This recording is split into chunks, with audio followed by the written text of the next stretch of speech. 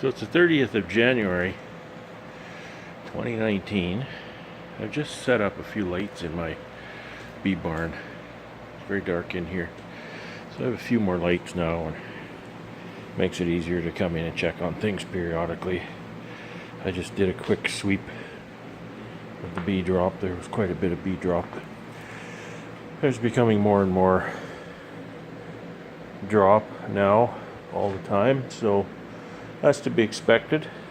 It's never nice to see, but you just get used to it, I guess.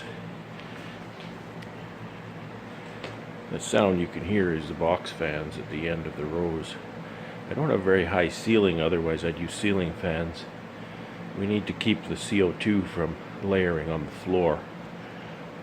That'll build up too much and the bees won't make it. So we just have some box fans and we mix it around.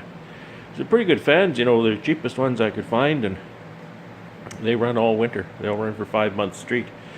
And this is the third year that I've used them in here. So they don't owe me anything. I think they're about $20 a piece.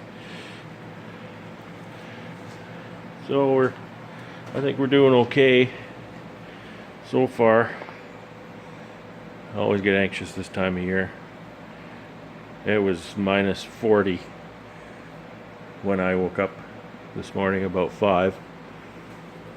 And the barn here is holding a good 4.5 degrees. 4.5 to 5 degrees. So everything is working just fine. CO2 is in check. I've got the CO2 stat currently set at 2,000 parts per million. I upped that from 1,000 because when it's so cold outside, the cooling ventilation doesn't run. So when the CO2 stat is set kind of low, it ventilates quite a bit, and that causes cold air, and then the heater has to come on. Some beekeepers have enough bees in their building, they don't need heat. This is not the case. I've only got 62 colonies in here. Well, I have more than 62, probably about maybe 75, 80.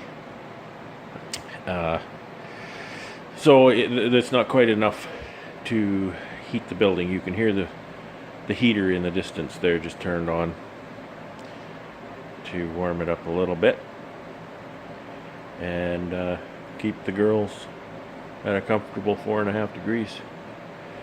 So spring can't come too early in my estimation, and we'll hopefully take a lot of live healthy colonies out of here in the spring.